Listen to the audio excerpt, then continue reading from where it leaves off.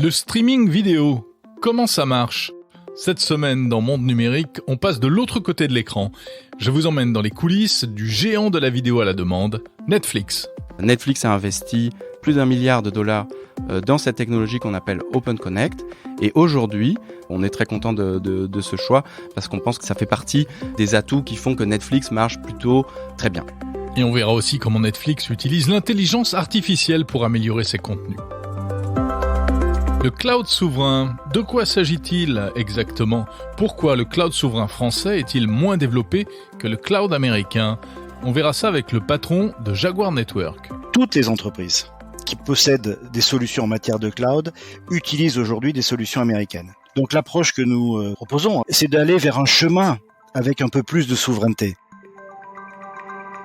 Au sommaire également, le vote en ligne, la modération des réseaux sociaux et le connecteur universel pour les appareils électroniques qui arrive enfin. Bienvenue dans Monde Numérique numéro 45.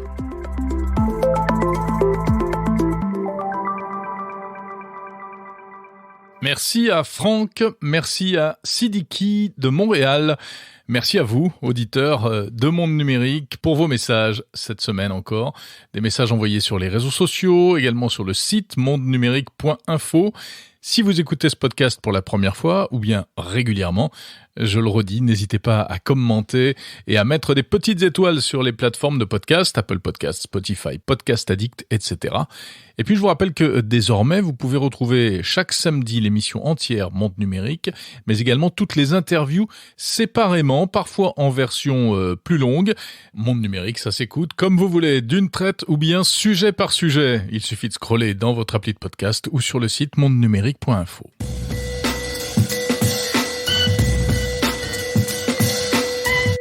Imaginez, deuxième tour de l'élection présidentielle, et pour voter, au lieu de vous rendre dans votre bureau de vote, eh bien, vous attrapez votre smartphone ou vous allumez votre ordinateur et vous lancez l'application officielle de la République française qui permet de cliquer pour voter. Bon, ça c'est de la science-fiction. Le vote électronique n'est pas près d'arriver. Mais pourtant, les Français y semblent bien favorables. En tout cas, c'est ce qui ressort d'un sondage Odoxa pour Layton, Mascaré, Stratégie, BFM Business, 01net et l'usine Nouvelle, voilà, je l'ai dit. Un sondage donc qui montre que 67% des Français seraient favorables à l'idée de voter à distance par Internet. 67%. Et ce ne sont pas seulement les jeunes. Alors 71% sont parmi les 18-24 ans, mais également 66%, toujours selon ce sondage, parmi les 65 ans et plus. Encore un chiffre, pour 71% des répondants, le vote électronique permettrait de réduire l'abstention. Ah, je vois déjà les levées de boucliers.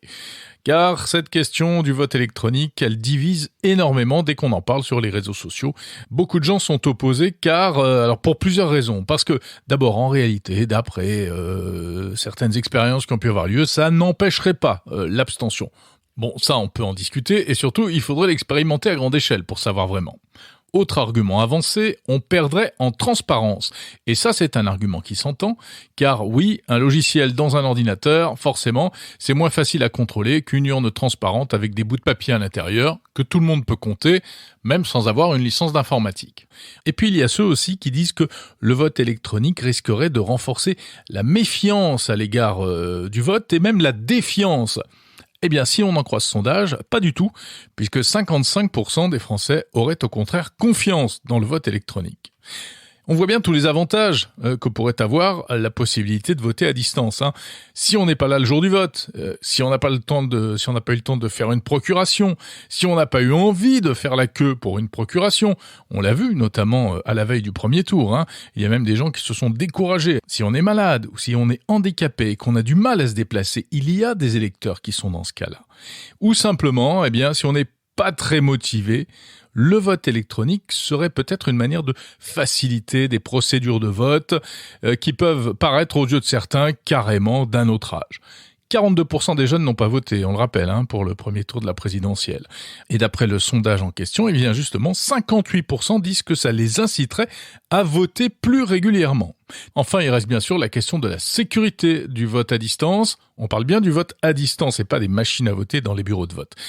64% se disent favorables à un système de double authentification. C'est le système avec le petit SMS ou le code qu'on reçoit par email, comme aujourd'hui pour se connecter à sa banque, par exemple. 24% favorables à un système de reconnaissance faciale et 10% sont favorables à un système utilisant la technologie blockchain. Voilà. Bon, je ne vais pas revenir sur tous les aspects techniques. Est-ce qu'on peut ou pas faire du vote en ligne ? J'ai déjà consacré plusieurs interviews avec des experts à ce sujet-là. Vous pouvez les réécouter. Mais ce qui est intéressant, c'est que visiblement, il y a une appétence. Il y a moins de technophobie vis-à-vis du vote en ligne que ce que l'on pourrait croire. Entre ceux qui disent que ce serait une très mauvaise idée et ceux qui en ont très envie, il va peut-être falloir au moins, un jour ou l'autre, mettre ce sujet-là sur la place publique. Du côté de nos amis les réseaux sociaux cette semaine, tandis qu'Elon Musk, le patron de Tesla, continue de s'agiter comme un beau diable pour essayer de racheter Twitter.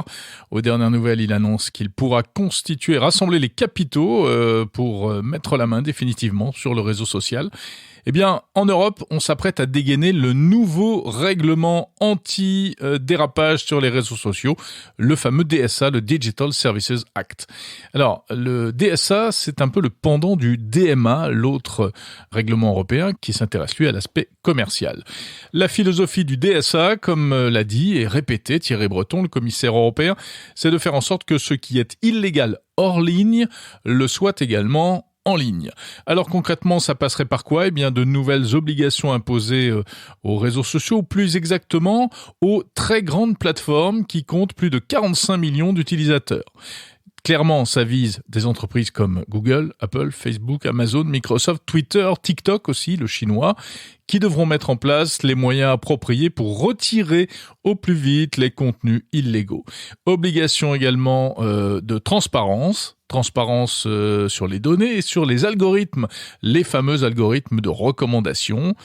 Les plateformes seront auditées une fois par an et si ça coince, eh bien, il y aura des sanctions, des astreintes pouvant atteindre 5% du chiffre d'affaires quotidien ou même, en cas d'infraction répétée, 6% du chiffre d'affaires annuel. L'Europe a donc l'intention de frapper fort. C'est en train de se mettre en place. Et puis, dernièrement, eh bien, c'est Barack Obama qui s'est exprimé à propos des réseaux sociaux très, très récemment. Il a expliqué, l'ancien président américain, que les réseaux sociaux et les dérapages sur les réseaux étaient à l'origine de l'affaiblissement des démocraties, selon lui. Les fake news tuent, a-t-il rappelé, faisant allusion aux vaccins et aux anti-vax plus précisément, ainsi qu'aux théories du complot qui, en 2016, ont probablement favorisé l'élection de Donald Trump. Obama a dit « Poutine n'a pas fait ça, il n'a pas eu besoin, nous nous le sommes fait à nous-mêmes ». Allusion à la prolifération des fake news, indépendamment de tout système étatique. On pourrait presque dire que les réseaux sociaux, c'est presque une forme d'ubérisation de la désinformation. Désormais, toutes sortes d'organisations ou d'individus peuvent diffuser à très grande échelle des fausses informations. L'Europe, encore elle, continue sa croisade en faveur cette fois d'un chargeur unique pour les appareils électroniques. Il ne vous a pas échappé que les connecteurs de tous nos joujoux high-tech sont souvent différents d'un appareil à l'autre, même si ça s'arrange un peu ces dernières années. Et oui, l'USB-C est en train de s'imposer. L'USB-C, cette petite prise ovale, réversible, eh bien l'idée c'est de faire de l'USB-C le connecteur universel dans l'Union européenne. Alors c'est ce que préconise déjà une directive de 2021 qui vient d'être entérinée ces derniers jours par un accord au Parlement européen. Alors, c'est pas terminé, car ce n'est jamais simple au niveau des institutions européennes. Maintenant, il va y avoir des négociations qui devraient déboucher sur un accord cet été. Objectif, imposer le connecteur USB-C sur tous les appareils en Europe. Tous, ou presque, sauf les liseuses, qui, pour de mystérieuses raisons, seront épargnées, en tout cas encore pendant un certain temps. Pourquoi un connecteur unique ? Eh bien, pour des raisons environnementales, tout d'abord, éviter de multiplier les chargeurs et les prises. Pour un petit aspect pratique pour le consommateur, c'est toujours plus simple si toutes les prises sont interchangeables les unes avec les autres. Et puis, il y a un aspect économique également, ça évite de multiplier, là encore, les câbles et les chargeurs. Maintenant, la question est de savoir si tous les constructeurs accepteront de se plier à cette future réglementation. La plupart des smartphones Android sont désormais passés à l'USB-C, mais ce n'est pas le cas du gaulois californien Apple qui, évidemment, comme d'habitude, fait de la résistance, puisque l'iPhone fonctionne toujours avec une prise propriétaire, le fameux connecteur Lightning. Alors, l'Union européenne ne peut pas forcer des marques à concevoir des produits comme ci ou comme ça, mais en revanche, elle peut décider d'interdire les appareils qui ne seraient pas conformes. Apple, de son côté, s'accroche au Lightning pour des raisons probablement commerciales, financières, même si c'est l'aspect technique qui est mis en avant. Il a quand même encore le temps de changer d'avis et peut-être de se mettre en conformité puisque la future réglementation européenne ne devrait pas entrer en vigueur avant la mi-2024. Et si la publicité faisait bientôt son apparition sur Netflix ? Et oui, c'est l'une des infos de la semaine, c'est ce qu'a laissé entendre le co-PDG de la plateforme de vidéo à la demande. Alors la pub sur Netflix, ce serait une vraie petite révolution, puisque jusqu'à présent, la compagnie américaine a toujours dit que ce n'était pas du tout son modèle économique et qu'elle préférait privilégier les abonnements. Mais le problème, c'est que les abonnements n'ont pas cessé d'augmenter ces derniers temps. En France, par exemple, ça va aujourd'hui jusqu'à environ 18 € par mois pour un abonnement premium, familial, etc. Or, la pub permettrait, selon la direction de Netflix, de proposer des abonnements moins chers. Pourquoi ? Parce qu'en fait, Netflix est en train de se poser des questions sur la meilleure manière de retenir les abonnés. Car pour la première fois depuis 10 ans, Netflix vient d'enregistrer une diminution de son nombre d'abonnés. 200 000 abonnés de moins dans le monde au premier trimestre de l'année 2022 par rapport au dernier trimestre de 2021. Selon les experts, c'est même une chute qui va se poursuivre. Alors, c'est une chute qui a plusieurs explications. Il y a eu la fermeture de Netflix en Russie, et puis il y a la concurrence qui est de plus en plus farouche avec des tas de plateformes, Amazon, Disney+, etc., etc. Du coup, pour essayer de resserrer un peu les boulons, Netflix a annoncé plusieurs mesures. D'abord, la chasse aux comptes partagés. Aujourd'hui, lorsque l'on a un compte premium, il peut être utilisé par plusieurs personnes, y compris qui n'habitent pas forcément sous le même toit. Ça débouche sur quelques abus et Netflix voudrait y mettre fin. Peut-être avec des abonnements du coup plus chers, quelques euros de plus pour avoir des utilisateurs supplémentaires. Et peut-être aussi donc la publicité qui pourrait faire éventuellement son apparition sur la plateforme, mais pas avant 2 ans environ, si l'on en croit les déclarations des responsables de Netflix.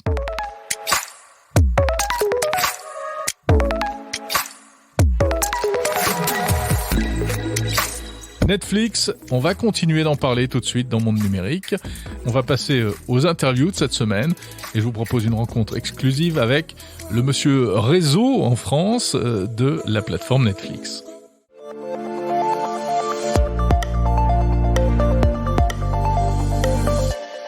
Bonjour Thomas Vollmer.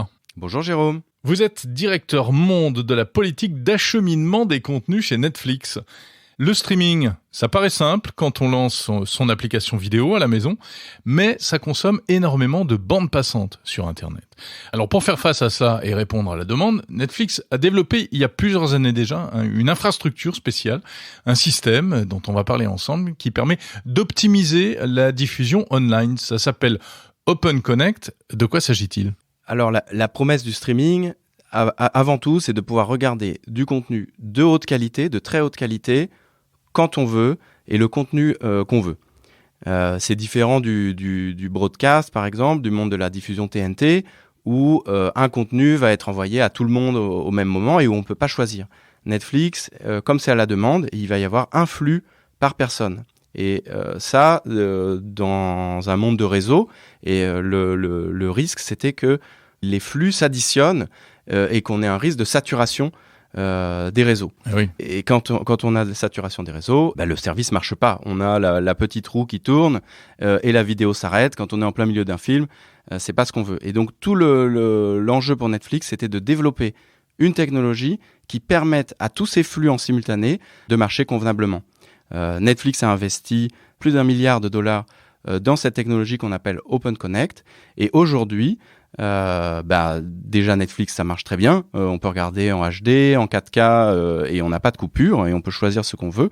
Donc de ce point de vue-là, c'est un succès.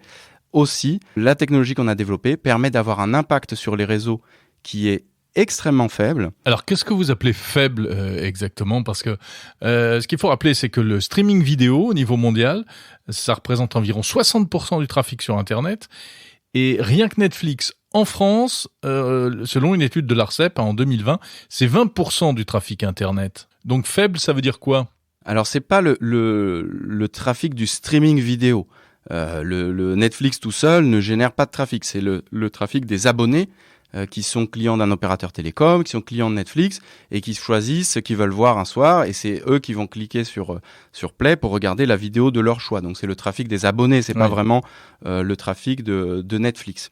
Oui. Comment on va diminuer ce trafic et l'optimiser pour permettre que ça marche ? C'est de deux façons différentes. À la fois, on va localiser les contenus au plus près des utilisateurs. Ça veut dire que un utilisateur français aujourd'hui, il va recevoir son contenu Netflix, son stream de Lupin ou de Stranger Things, de la ville la plus proche, on va dire. On a 40 points de présence en France, donc ça veut dire qu'il va le recevoir de Rennes, de Nice, de Marseille, de Strasbourg, etc. C'est-à-dire que je ne stream pas directement depuis les États-Unis ? Non, absolument pas, ni même depuis Paris. L'idée, c'est que Netflix travaille en partenariat avec les opérateurs télécoms pour que les serveurs qui vont, on appelle ça cacher, c'est-à-dire stocker les contenus Netflix, sont distribués au plus près des abonnés. Et donc ce qu'on voit, c'est que si le stream Netflix vient de Rennes, vient de Nice, vient de Marseille, eh bien ça veut dire que sur les réseaux de cœur de réseau, les routes par exemple entre Rennes et Paris, entre Paris et les États-Unis, etc., en fait le contenu Netflix n'est pas du tout présent. Et donc quand je disais un impact quasi nul sur les réseaux, c'est en fait un impact totalement nul sur les réseaux de cœur. On est juste présent au plus près des abonnés. Donc une quarantaine de ces serveurs, vous dites, pour la France ? C'est ça, c'est 40 lieux où on va avoir des serveurs, et au total, on a un peu plus de 300 serveurs en France. Et au niveau mondial ? Au niveau mondial, c'est à peu près 18 000 serveurs. J'ai pas le nombre de lieux précisément, mais c'est dans quasiment tous les pays. On est à plus de 160 pays aujourd'hui. Ça ressemble à quoi un serveur Netflix ? Alors ça ressemble à une boîte de pizza. C'est comme un ordinateur. C'est voilà, tout les vieux ordinateurs qu'on posait sous l'écran à l'époque, ça ressemble à une boîte de pizza.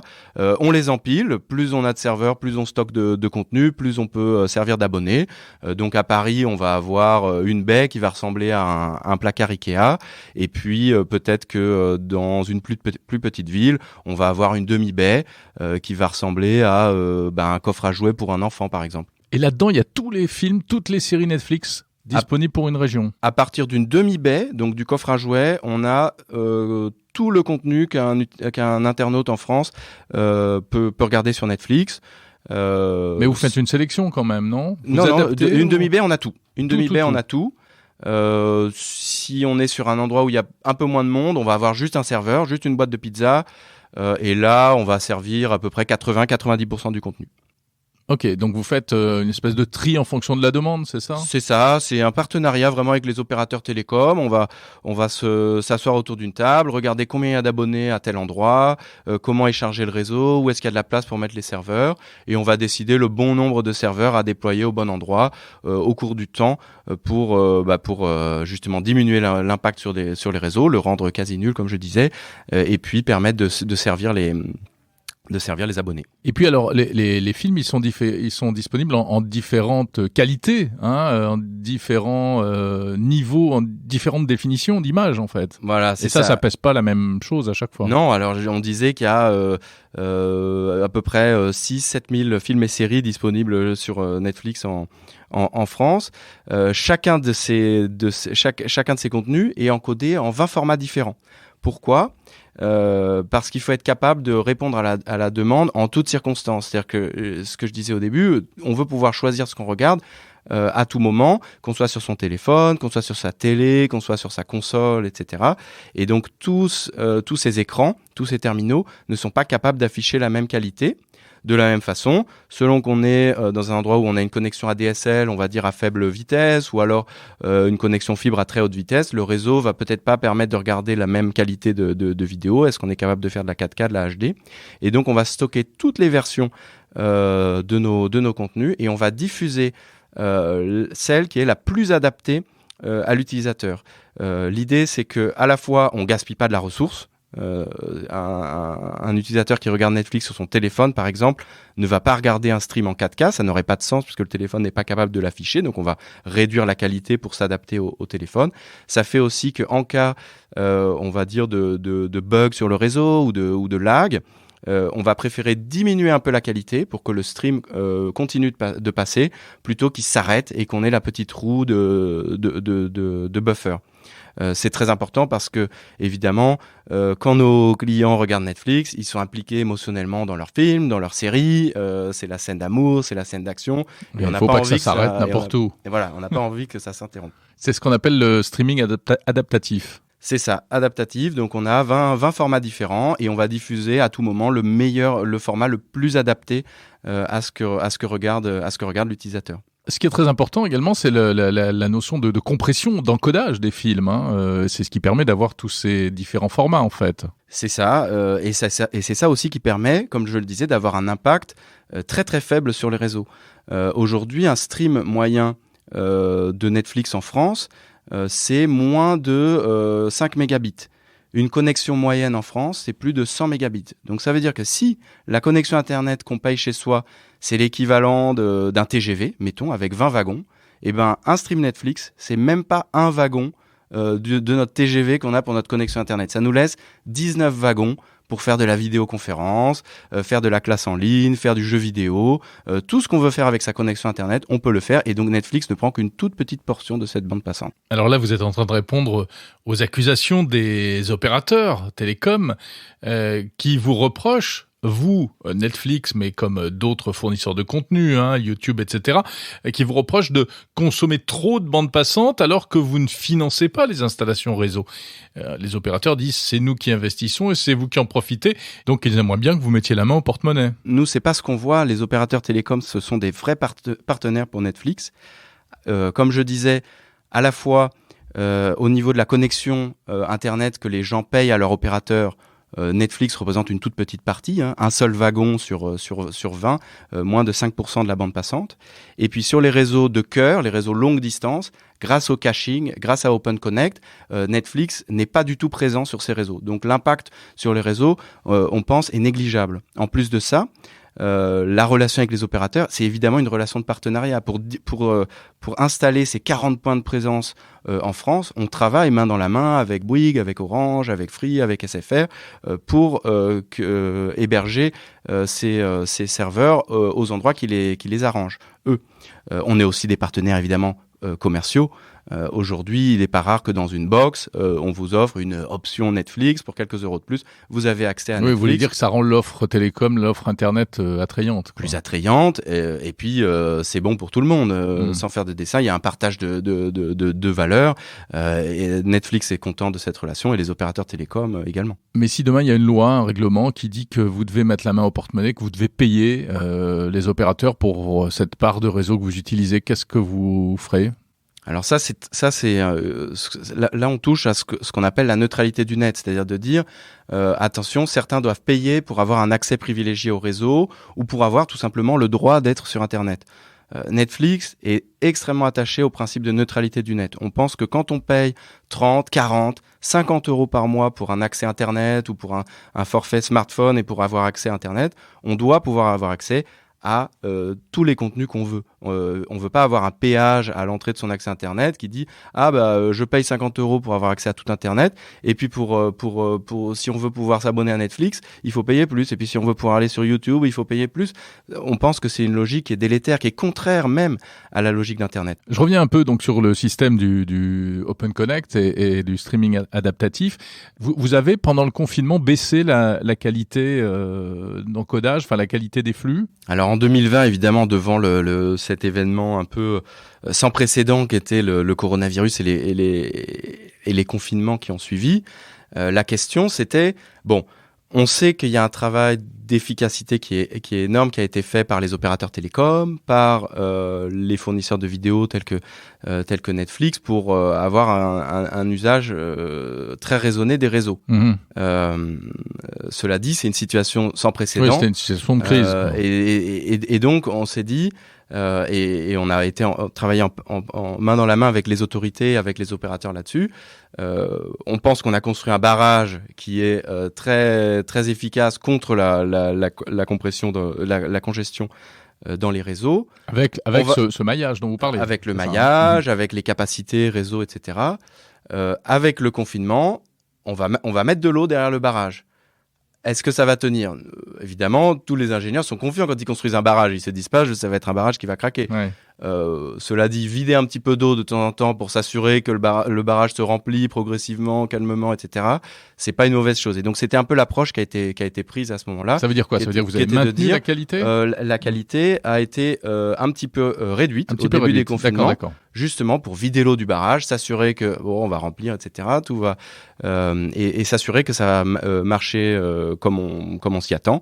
Et effectivement, au bout de quelques semaines de confinement, on a bien vu que les réseaux, grâce à OpenConnect, grâce au programme équivalent, ont bien tenu. Et je pense que c'est l'expérience que tous vos auditeurs ont dû avoir chez eux, qui était que, alors que tout le monde était enfermé chez soi, à devoir faire du télétravail, à ne pas pouvoir sortir pour se divertir, aller dîner dehors, etc. Mais finalement, tout a bien marché. Et finalement, tout a très bien marché. Ouais. Et donc ça, c'était la meilleure preuve finalement de l'efficacité du système. Est-ce qu'on peut dire que cette installation est unique au monde, ou en tout cas spécifique par rapport à l'écosystème du streaming vidéo ? Elle est unique dans le sens où c'est une infrastructure qui est dédiée à Netflix. Et ça, vous êtes les seuls à faire ça ? Une infrastructure dédiée pour un service de vidéo à la demande. Oui, il y a le caching, le principe de distribuer la livraison de vidéos au plus près des abonnés, ça existe. D'autres, il y a des services commerciaux qui existent. On peut acheter ça comme service. Oui, parce que finalement, une plateforme qui fait du streaming pourrait dire, tiens, je vais prendre du serveur chez Amazon ou chez Google. C'est ça. Et c'est ce que c'est la décision que certains ont fait. Comme Netflix a commencé très tôt. Et qui avait ce savoir-faire et ce désir d'optimiser au maximum, Netflix a fait le choix de développer sa propre technologie OpenConnect. Aujourd'hui, on est très content de ce choix parce qu'on pense que ça fait partie des atouts qui font que Netflix marche plutôt très bien. Et puis je crois que vous avez développé également un système qui teste la qualité, enfin la perception de qualité des vidéos. Oui, quand je dis qu'on veut afficher la meilleure qualité vidéo possible, l'appréciation de cette qualité de vidéo, c'est quelque chose qu'on a automatisé. Donc on a entraîné une intelligence artificielle à regarder des vidéos qui ont été notées par des réalisateurs, des producteurs à Hollywood, pour dire voilà, ça c'est de la bonne qualité, ça c'est de la qualité moyenne, ça je mets 5 sur 10, etc. Ah ouais, mais c'est-à-dire quand il y a des artefacts, des choses comme ça, des artefacts, la netteté, le grain, la qualité de l'image.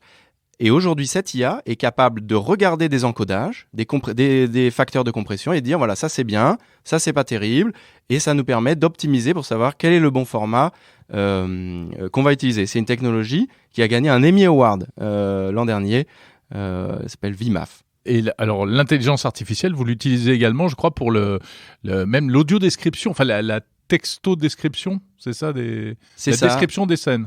Pour permettre l'accessibilité de nos contenus aux personnes qui peuvent pas forcément en profiter. Donc ça va être soit pour la création de sous-titres, où une intelligence artificielle peut écouter les dialogues pour ensuite afficher des sous-titres, par exemple pour les personnes malentendantes. Ça c'est beaucoup démocratisé. Ça c'est beaucoup démocratisé, YouTube, on le voit maintenant, ça peut être fait en direct. Après, pour du contenu éditorialisé comme celui de Netflix, il faut une certaine qualité. Et aussi pour faire de la audio-description des scènes vidéo. Donc, par exemple, pour les personnes malvoyantes, une intelligence artificielle va regarder les films et séries pour ensuite traduire l'action. Voilà, le héros fait ceci, cela, l'héroïne fait ceci, cela, et le traduire en audio-description. Donc, il peut dire il pleure, il ouvre une porte, etc. Voilà, c'est ça. Il arrête le méchant, elle embrasse le prince charmant, pour que tout le monde puisse profiter des contenus Netflix grâce à l'intelligence artificielle. Thomas Vollmer, il y a le futur. On sait qu'on va encore monter en qualité d'image, donc ça fera des fichiers encore plus gros. Demain, il y aura de la 8K et puis encore plus certainement après. Tout cela sera adaptable. Ce sera prêt. Qu'est-ce qu'il faudra comme adaptation ? Alors des fichiers plus gros, pas forcément. Faut savoir quand même que sur les 5 dernières années, la taille des vidéos à qualité équivalente a été divisée par 2.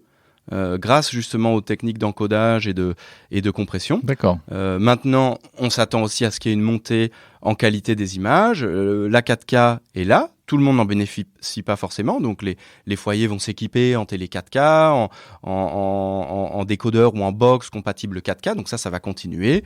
On peut s'attendre à ce que y ait des nouveaux formats vidéo qui arrivent. Donc la 8K maintenant, peut-être autre chose à l'avenir. La réalité virtuelle. Enfin bon, peut-être pas pour vous, mais pour les films et les séries aujourd'hui, c'est pas encore à l'ordre du jour, on va dire la réalité virtuelle. Mais le gaming, Netflix s'est lancé dans le gaming il y a pas longtemps. Alors aujourd'hui, on peut avoir accès à des jeux sur mobile avec son abonnement Netflix. Aujourd'hui, on est plutôt au stade d'expérimentation pour Netflix. On parle pas encore de streaming, de jeux vidéo. Pour l'instant, c'est pas du tout, c'est pas quelque chose qui est à l'ordre du jour pour Netflix. Il y a pas de métaverse Netflix dans les tuyaux. Non, pas à ma connaissance. Pour revenir peut-être sur la 8K, il y a une montée en qualité. Il y a aussi une amélioration constante des technologies de compression. Donc, quand je disais qu'on a divisé par 2, ça c'était le dernier codec AV1. Il y a aussi AV2 qui est en développement. On s'attend à encore une augmentation de la compression des vidéos. Merci beaucoup, Thomas Vollmer. C'est passionnant, cette visite des arcanes, des coulisses de l'infrastructure Netflix. Thomas Vollmer, directeur monde de la politique d'acheminement des contenus chez Netflix. Merci Jérôme.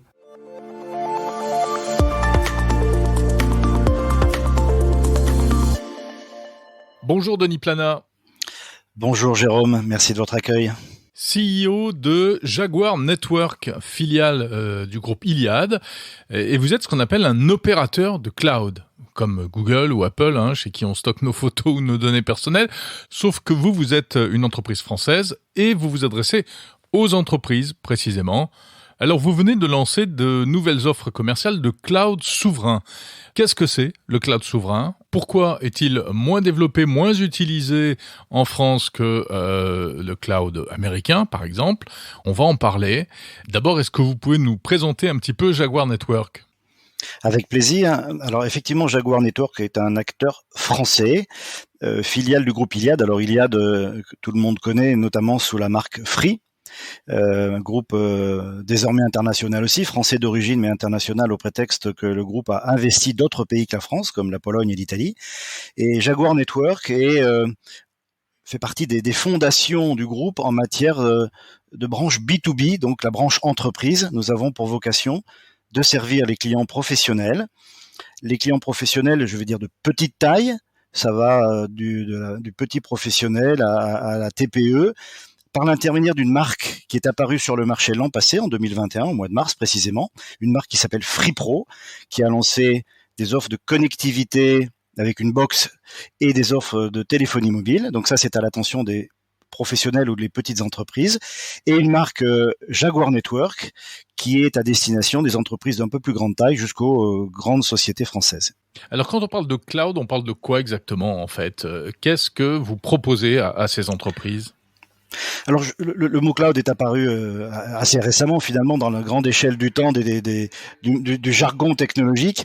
Il faut au préalable bien comprendre ce dont il s'agit autour de la donnée. En fait, l'idée, et le plus important plus que le cloud, c'est la considération des données de nos clients, que ce soit des données d'ailleurs des particuliers ou des données des professionnels. On manipule toute la journée des tas de données, ça peut être des listes de clients, ça peut être des factures, ça peut être des listes d'employés. Donc la donnée est au cœur du dispositif. Il faut d'abord la collecter, c'est-à-dire la faire transiter par des réseaux, et à un moment donné, l'amener sur des serveurs, des ordinateurs, positionnés dans des centres d'hébergement. Donc, quand on parle de cloud, c'est la capacité de prendre cette donnée, de l'amener en lieu sûr et de pouvoir l'utiliser d'une manière performante, 24 heures sur 24, 7 jours sur 7, 365 jours par an. Ce peut être une comptabilité, ce peut être une relation avec les clients, etc. Donc, c'est une donnée qui est mise à disposition en temps réel, donc qui est tout le temps active. Ce n'est pas une notion de sauvegarde de données auquel on va faire appel de temps en temps. C'est une donnée, j'allais dire, vivante et en temps réel et à tout moment. Alors cloud souverain, ça veut dire que c'est opéré en France uniquement. En quoi consiste ce que vous proposez aux entreprises ? L'objectif de cette offre, c'est de proposer au plus grand nombre, donc des entreprises, d'une manière facile et à un coût extrêmement acceptable, la mise à disposition donc de solutions où on peut mettre dans le cloud ces applications, des applications critiques ou des applications informatiques classiques. Voilà. Donc notre objectif, c'est de proposer techniquement et financièrement des solutions faciles à installer, donc la migration des données vers le cloud, faciles à maintenir avec des interfaces où l'utilisateur, les entreprises peuvent jongler sur les différents moyens mis à disposition, et le tout à un tarif que nous estimons être 2 fois moins coûteux que ce que l'on constatait jusqu'à présent sur le marché. Denis Plana, pourquoi le cloud souverain français est-il moins développé que le cloud américain? Est-ce qu'il n'a pas un peu mauvaise réputation en termes de qualité, de performance, etc.? Alors, je ne sais pas si on peut dire que c'est une bonne ou une mauvaise réputation. Ce que l'on peut constater, c'est que les acteurs américains, en termes de taille et de puissance de feu, évidemment, sont supérieurs à la solution qu'on peut trouver en Europe pour une raison bien simple, c'est que toute bonne idée née aux États-Unis bénéficie instantanément de 300 millions de consommateurs et de dizaines de milliers de grandes entreprises qui sont internationales. Donc, de facto, et c'est vrai dans notre marché, mais dans beaucoup d'autres domaines, dès lors qu'une société lance un produit innovant, et les produits innovants, c'est tous les 100 ou 200 lancements. Hein. On dit toujours qu'il y a des leaders mondiaux. Il y a aussi beaucoup d'entreprises qui n'ont jamais percé aux États-Unis. Mais à partir du moment où une idée est préemptée, j'allais dire, par un marché intérieur extrêmement important, de facto, ça en fait un leader mondial. Donc, si maintenant on se remet en Europe, on pourrait regretter que certaines solutions, fussent-elles allemandes, italiennes, espagnoles ou françaises, immédiatement ne rencontrent pas un succès européen. Parce que pour le coup, le marché intérieur européen serait aussi gros que celui des États-Unis. Donc, première analyse, peut-être que nous aurions intérêt en Europe de parler d'une seule voix ou d'utiliser souvent un seul fournisseur, ça permettrait de le faire grandir plus vite. Donc je pense qu'on a au moins autant ici qu'ailleurs les bonnes idées, les bons ingénieurs et les bonnes entreprises. Il s'agit de les faire grandir et donc de bénéficier peut-être d'une vision à la fois étatique, gouvernementale, de la puissance publique permettant d'aller plus vite. Mais voilà, donc je pense que nous n'avons pas à rougir des solutions que nous avons en France et en Europe en général. Mais les entreprises françaises et européennes ont pris l'habitude de ces solutions de cloud américain. Est-ce qu'elles peuvent encore basculer aujourd'hui sur des solutions souveraines? Est-ce qu'il n'est pas trop tard? Alors déjà, première remarque, il n'y a jamais rien de définitif dans le monde de la technologie. On l'a vu à de nombreuses reprises, des solutions qui paraissaient définitives et surtout tellement monopolistiques que jamais on pourrait les bouger. Eh bien, je crois que le nombre d'exemples où tout a changé en un minimum de temps peut nous donner confiance sur le fait qu'on puisse renverser la table en Europe et en France sur ce qui nous paraît être un ordre définitivement établi. Je ne crois pas du tout à ça. Le monde est ainsi fait que les choses changent. Maintenant, il faut être pragmatique, en tout cas d'avoir un constat de réalité. Toutes les entreprises qui possèdent des solutions en matière de cloud utilisent aujourd'hui des solutions américaines. Toutes. Donc, quand on, comme Jaguar Network, prétend venir sur ce marché avec un cloud souverain, il ne s'agit pas de faire de l'annule et remplace. La théorie du grand soir qui consiste à dire, vous les entreprises, vous êtes dans une situation A, elle n'est pas convenable, vous allez du jour au lendemain passer dans la situation B, qui est la nôtre, c'est absolument pas crédible. Donc l'approche que nous proposons à ces entreprises, c'est d'aller vers un chemin avec un peu plus de souveraineté. Donc pas de l'annule et remplace, pas du jour au lendemain, mais d'être dans une notion d'hybridation peut-être au début, et d'une manière très pragmatique, très industrielle, d'amener les entreprises à mettre en place leurs données, leurs applications critiques, dans des univers considérés comme plus souverains dans la gestion de la donnée. Donc effectivement, des data centers en France, des logiciels français, etc. Pour autant, encore une fois, la plupart des entreprises, a fortiori les très grandes, ont déjà sont ouvertes vers le monde international. Elles y ont des clients, elles y ont des filiales, elles y ont des fournisseurs à travers le monde. Donc le discours trop, directif, trop unifié, heurterait la réalité de ces entreprises. Voilà. Donc la proposition de Jaguar Network avec notre offre dite Cloud Expert est de les emmener vers plus de souveraineté à la vitesse la plus efficace possible. Encore une question, Denis Plana. Est-ce que du cloud souverain, ça veut dire uniquement des data centers localisés en France ou en Europe ? Je le répète, la donnée, avant d'arriver dans un data center sur un serveur, elle transite par un réseau. Si dans ce réseau, vous avez des équipements qu'ils soient chinois ou américains, ce sont des équipementiers qui peuvent considérer que dès lors qu'ils voient passer une donnée, ils sont capables de la prendre, de la capter, de l'analyser. Vous mettez un équipement Huawei à la sortie d'un routeur Huawei, c'est des gens extrêmement doués, très très puissants. S'ils avaient envie d'être malveillants, je dis pas qu'ils le sont, hein, mais s'ils avaient envie d'être malveillants, la donnée, avant d'arriver dans un data center sur un serveur, elle a déjà circulé dans des réseaux et on a pu se la faire sniffer à tout moment. Donc c'est la vision caricaturale pour le grand public, c'est un terrain, du foncier, du béton, de l'air climatisé et des machines à l'intérieur. La vérité, c'est que tout ça, c'est d'une grande porosité et voilà. Donc, c'est pour ça qu'il faut être très attentif dans le discours sauvegarde de la donnée dans un data center sur un terrain français avec des exploitants, donc des équipiers qui sont autour et qui soient français. Il ne faut pas oublier la composante télécommunication. Donc, c'est très difficile de dire blanc ou noir. Il faut faire l'intégralité de la chaîne d'une donnée qui est produite à l'instant T, véhiculée dans un réseau pour arriver dans un data center. Jaguar Network possède les deux, un réseau propriétaire, très largement sublimé évidemment depuis l'appartenance au groupe Iliad avec des réseaux de fibres, et de l'autre côté, effectivement, des data centers basés en France, gérés par la France et par des Français, etc. Sauf que, encore une fois, je le répète, les entreprises peuvent avoir un existant, notamment celles qui ont une certaine taille, elles ne nous ont pas attendus. Donc il faut découper le sujet en morceaux et de bien vérifier quelle est la criticité essentielle sur chacun de ces morceaux. Et peut-être qu'à ce moment-là, vous avez raison Jérôme, une data pourrait circuler dans plusieurs data centers pour des raisons de sauvegarde ou de proximité des utilisateurs dans un autre pays, à la condition qu'on se soit bien posé les questions en amont. Ce qui est intéressant, c'est que la pandémie que tous les pays du monde ont traversée a nécessité de plus en plus la mise à disposition de la donnée auprès des utilisateurs, le grand public, vous et moi. Tous les jours, on utilise de la donnée. Et donc, on le fait souvent en télétravail. Ça signifie que cette notion de propagation de la donnée a pris une ampleur incroyablement importante par cette période de pandémie. Même si beaucoup d'entreprises connaissaient déjà le phénomène, là, maintenant, c'est toutes les entreprises.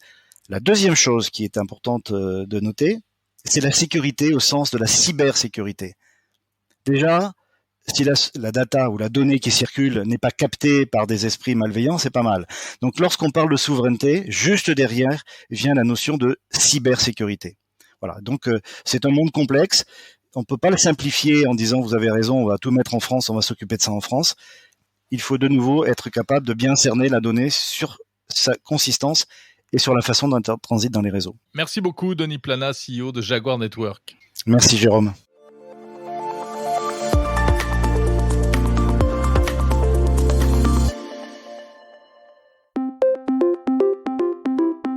C'est la fin de ce 45e épisode de Monde Numérique. Merci de l'avoir suivi. Merci d'être fidèle à ce rendez-vous, semaine après semaine, mois après mois. Monde Numérique qui fêtera prochainement sa première année, son premier anniversaire. On aura l'occasion d'en reparler.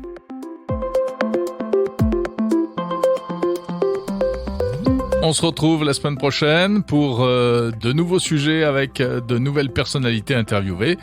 D'ici là, portez-vous bien, passez une très bonne semaine, un bon week-end, votez bien si c'est pas déjà fait. À samedi prochain.